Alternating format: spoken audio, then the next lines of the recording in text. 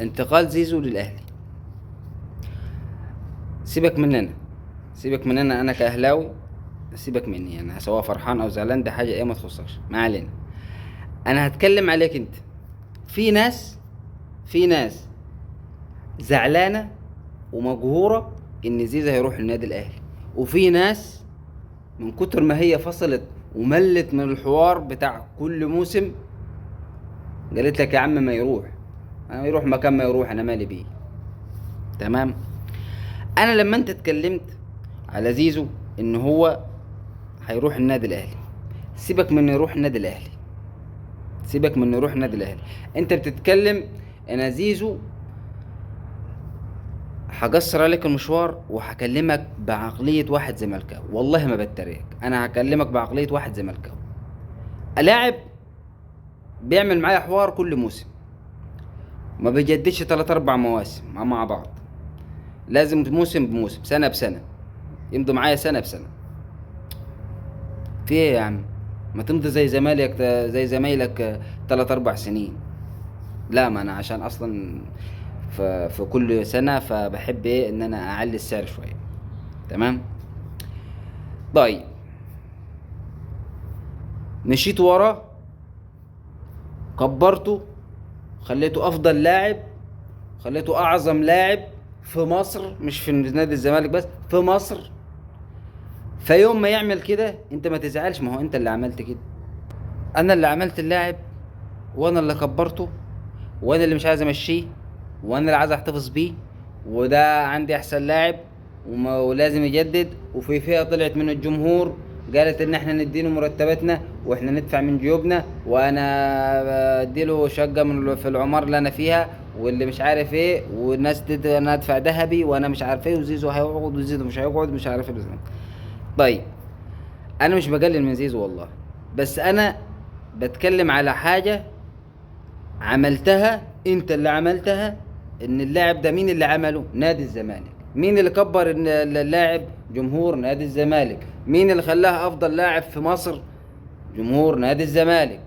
لما مضى معاك سنة بسنة، يوم ما جالك عرض بكام مليون دولار، بكام مليون دولار، هل الإدارة كانت هتستفيد من بيعه؟ طبعا، ده كانت هتجيب لك 3 4 صفقات سوبر، وكانت هتسد ديون النادي، وكانت الدنيا هتزهزه وتبقى فله، هتبقى ايه؟ فله.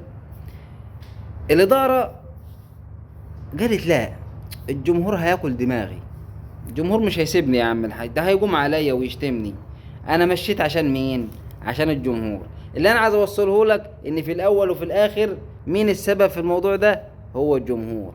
يوم ما اللاعب عايز يمشي او عايز سعر اعلى، عايز سعر اعلى، لا، مع السلامة، هات لك عرض، استفاد، انا استفاد منك وانت تستفاد، وتفضل على الله وامشي. لما انا مثلا يعني انا بكلمك، مش انا احسن منك ولا حاجه، لا والله، انا بتكلم على حاجه اللي هي انا وان انت تقول علي ان انا ما بفهمش فعلا. لما يجي يلعب النادي الاهلي، وفي عندي لعيبه يعني ايه، لعيبه في دايره واحده اللي هي اهم اللعيبه مثلا في الفريق، في واحد فيهم ضيع فرصه، خرب لي الماتش، مش في حالته النهارده.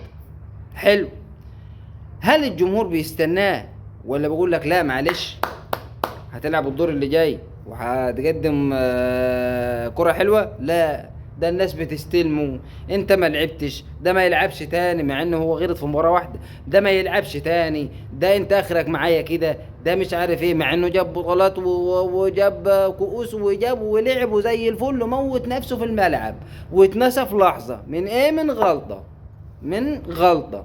ليه؟ لان انا عندي النادي كاسم وليس كلاعب، انا عندي النادي كاسم وليس ايه؟ كلاعب. هديك حاجة بسيطة تاني.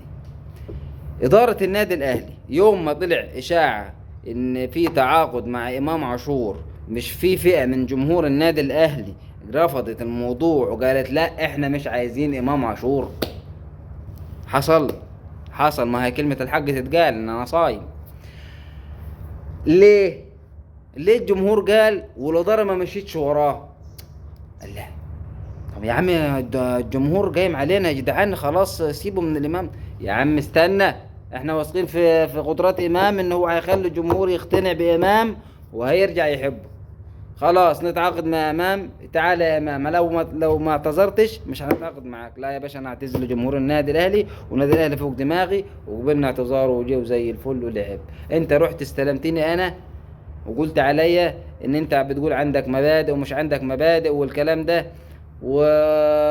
وهو جبته امام بعد ما شتمكم، واللي عايز يشتم من النادي الاهلي، عايز يروح النادي الاهلي يشتم في رموز النادي الاهلي، واللي عايز مش عارف ايه، واتريقت عليه وعملت حوار عبيط من لا شيء.